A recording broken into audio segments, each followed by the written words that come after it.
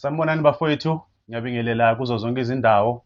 Namhlanje angihambi ngedwa, hamba nomphathi weqembu elikhulu, iqembu labafana bakaMlotshwa, iqembu elijabulisa abantu. Okwaqala bhuti, ngizathanda ukubonga ithuba ukuthi usivumele nabangani bami ukuthi sifike lana sizoxoxisana nawe ngohambo lwakho emculweni. Engilethemba ukuthi kunabantu abaningi abathanda umculo wakho, kodwa banemibuzo ethile abazibuza yona. Engicabanga ukuthi uma ngisuka lana namhlanje abanye bazobe bephendulekile. Okokuqala sizathanda ukubonga lelo thuba bhuti. Manje sisacela nje ukuthi usuthi fahlafahla ngokuthi kahle kahle wena ungubani, uqale nini umculo, usunama-album amangaki?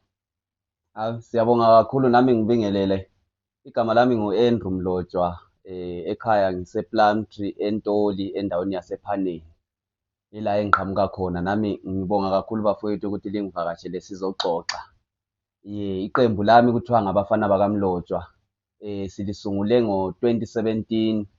Ngilo mfowethu ongilamayo abathi nguDiza. Ngithemba bayamazi abantu noma bengamazi live, kodwa ezingomeni ngihleli nje ngilifake igama lakhe. Salisungula ngo-2017. Kuzofika nje manje ngo-2025 sesilama-album angu-8. Njengale eqeda ukuphuma elinesihloko esithi Amakhehla Amabili, i-album yethu yes-8 from ngo-2017. Hhayi, siyabonga bhuti, usebenzile kakhulu. Engicabanga ukuthi manje ukhona omunye umuntu oseza baye phansi ayofuna ukwazi ama-album awu-8 ukuthi kanti mina eyangeqayo yiphi. Omunye umuntu engabe eqala ukukulalela kulo mnyaka odluleyo, omunye eqale kulo nyaka, kodwa ma esene-formation egcweleyo ukuthi hhayi ama-album akhona namhlanje ukhona ozalala ewathengile wonke.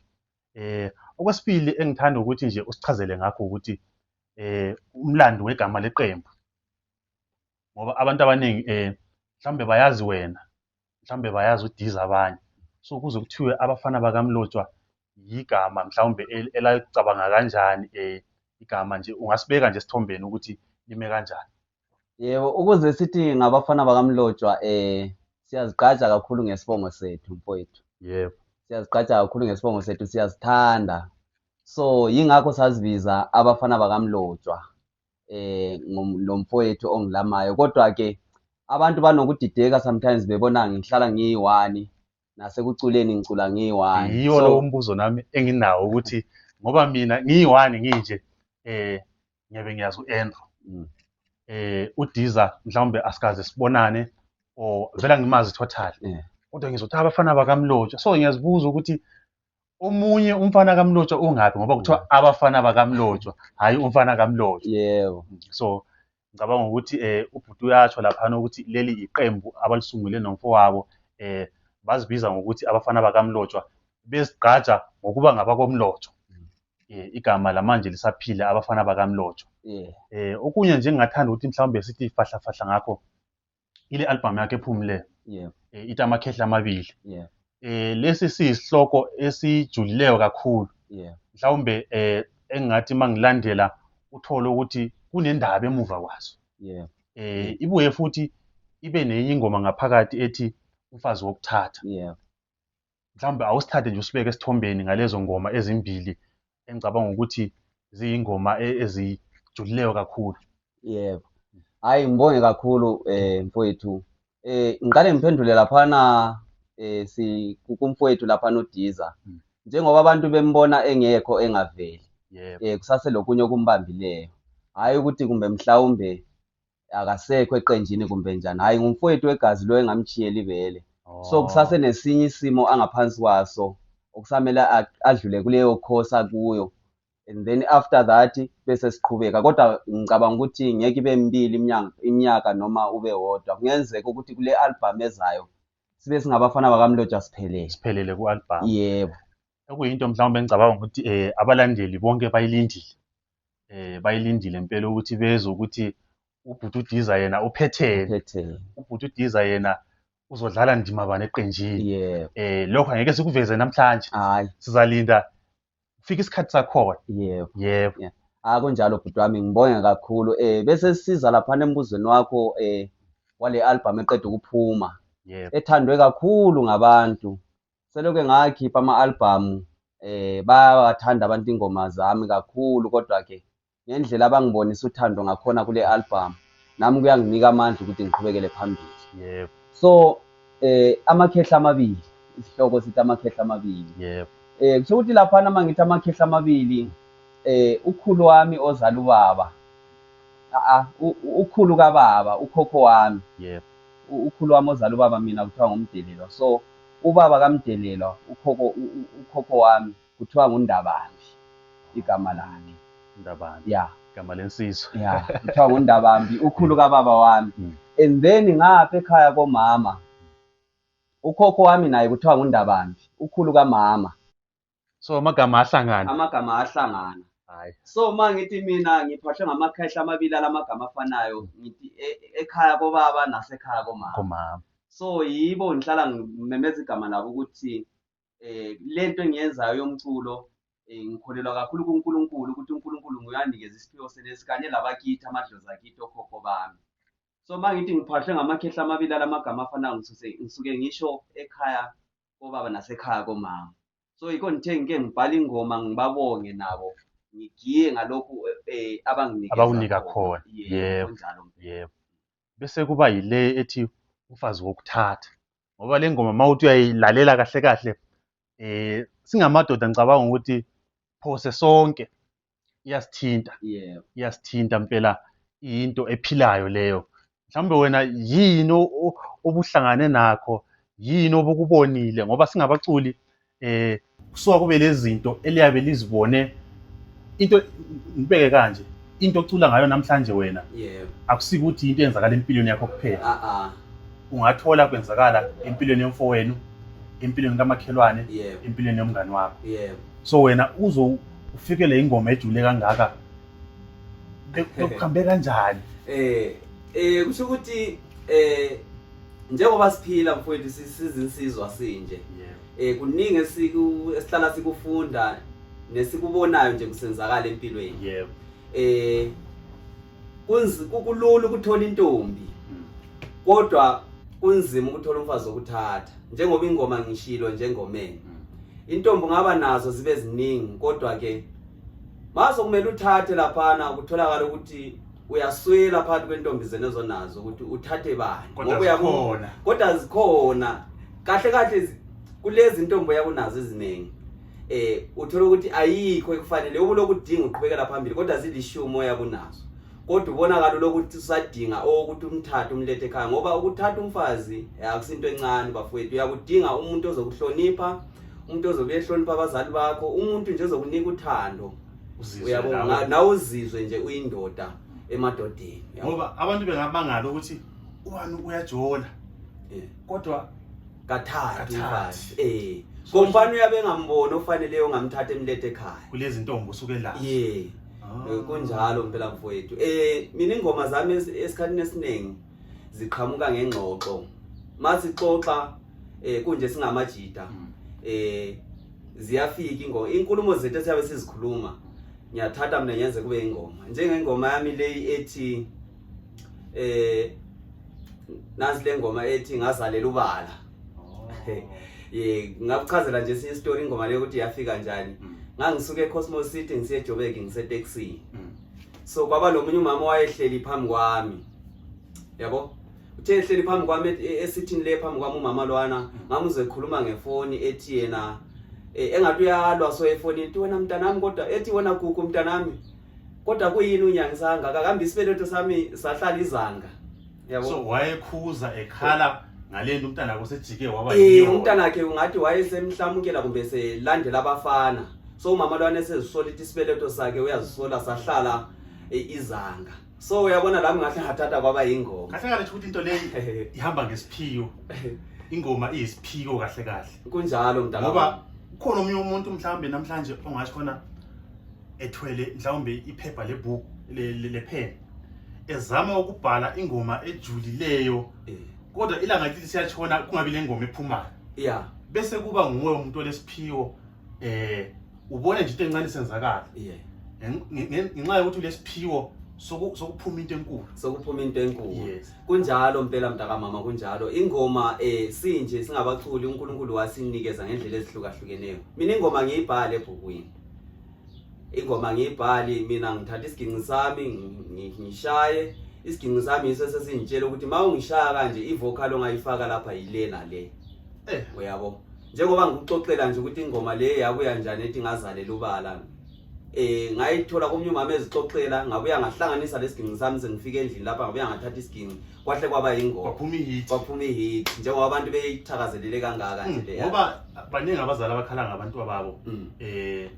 Asebekhule baphuma endleleni abakhuliswe ngayo. So ngicabanga ukuthi ingoma zonke lezi ngizathatha ukuthi ngizilalele kahle kukhulu okuphakathi. Kakhulu okuphakathi. Kakhulu. Bese kuba ngabalandeli abanye abasebudeni nawo.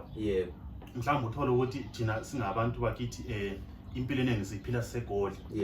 Kodwa kunomlandeli osebudeni eMashonaland. Kunomlandeli osebudeni eLupane. Uyafisa ukwazi ukuthi uAndrew Ndimabano odlala eqenjini. Ngoba ngiyamuzwa uyacula. Kodwa ngabe yikho konke lokuphela na? Okukhona okunye okwenza eqenjini. Mhlawumbe ungasithatha nje usibeke lapho ukuthi eqenjini Ndimabano oyidlalayo. Hayi ngibonge kakhulu eqenjini lapha namfowethu njengoba ngijilo ngathi abafana bakamlotshwa saba lo mfowethu saba babili. Kodwa ke kusukela khona lapho ingoma zonke ziyenziwa yimi. Njengoba nje ngijilo ukuthi umfowethu sa record ialbum yokuqala yilesihloko esithi umntwana ongifana ngo2017. Yiyo kuphela ialbum lapha akhuluma khona kazange acule nakhona. Waba ingcenye yealbum. Waba ingcenye wakhuluma nje esinye speech lapha nje kayi1. Kodwa ke eqinisweni mina yimi engidlala isiginci lapha ngiyadlala lead guitar ngibe ngidlale ne rhythm guitar. So kusho ukuthi ngokubambisana nje labanye abafowethu engisebenzisana nabo enyaye ngibacela ukuthi bezongincedisa eMakatareni. Kodwa ngingumdlali wesiginci lengoma futhi ngiyazenzela nje konke nje kunokusuka ukuzwe engomeni kusuka kuqhamuke kimi.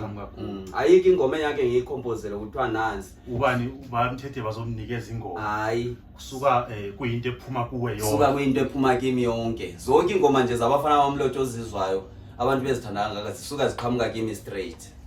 Hayi sonke siyazizwela ubhuti olesiphiwo uyacula uyashaya isiginci. Okuyinto impela engicabanga ukuthi abacula abaningi abanye iyabachaya. So ma uthola uNkulunkulu ekuphila isiphiwo sokuthi ushaya isiginci bese uyacula isiphiwo leso. Hayi kakhulu isiphiwo leso. Ngoba singabaculi sinje so noma ngithi ningabaculi. Kunabaculi othe ukhula ubhekele kibo la uthi nami ngikhula ngokomculo ngifisa ukufana noSibani bani.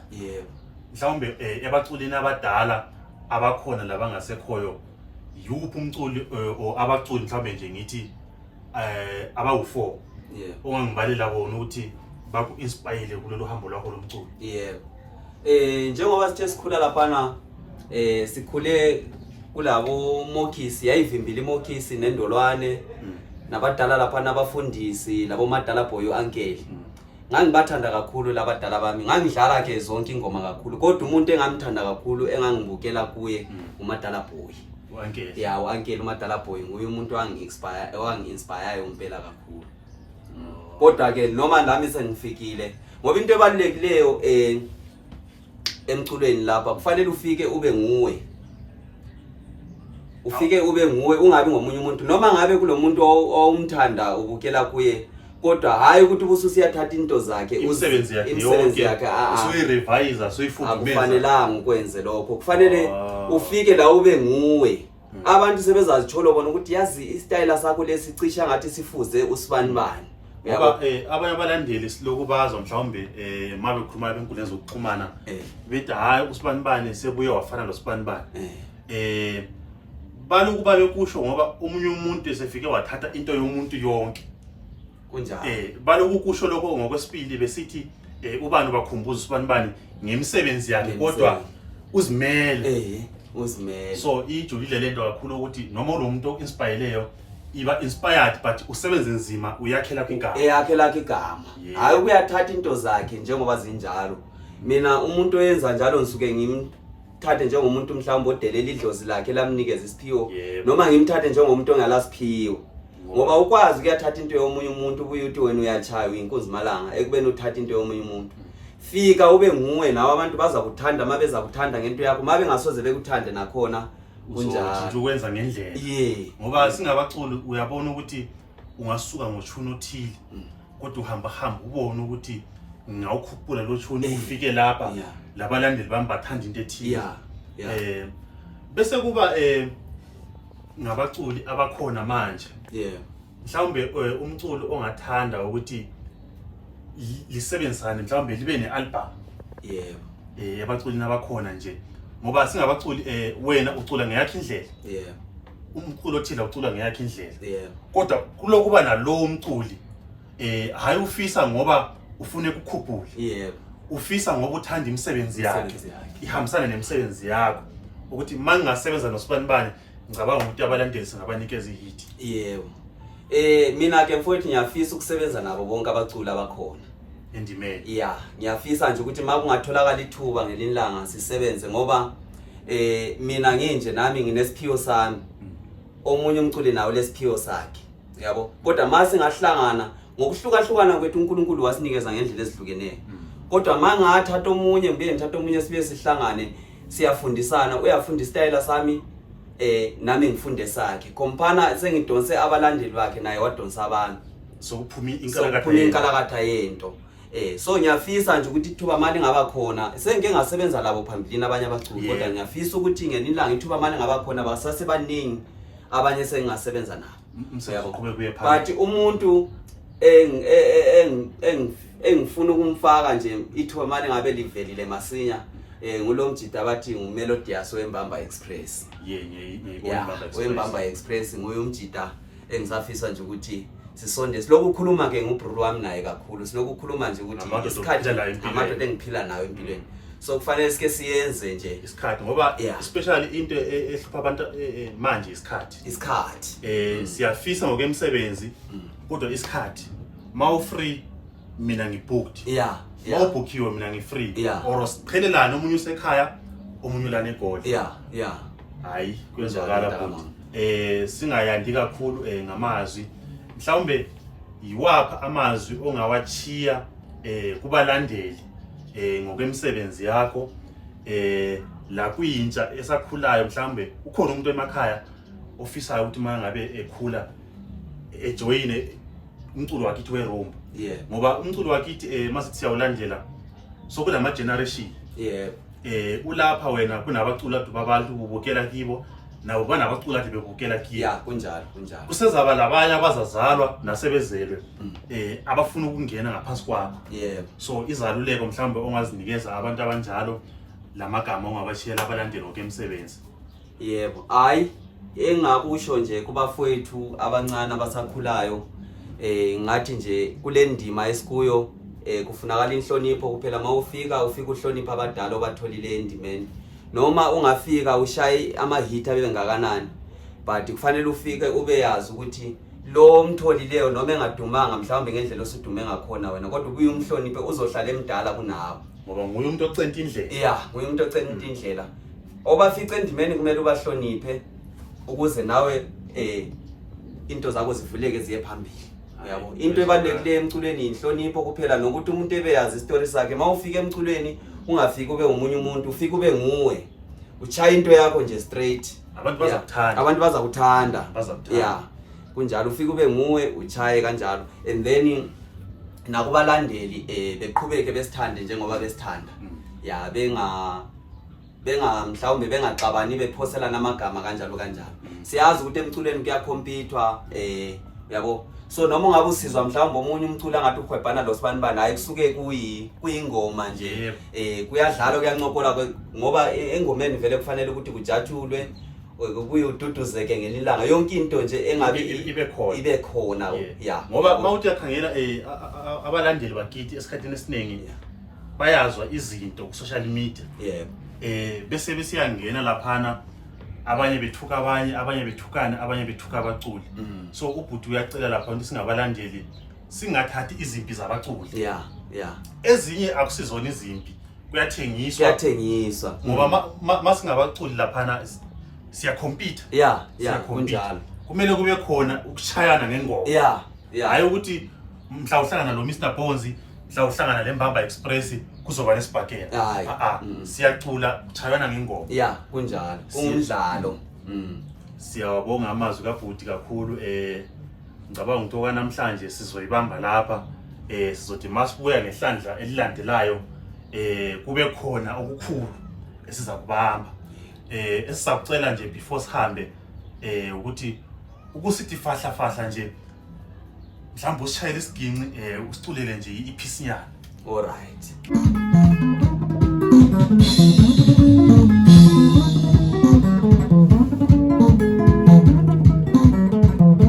Hayi ziyachaya abantu bakithi yilokho ebesikhuluma ngakho. Isiphiwo masikhona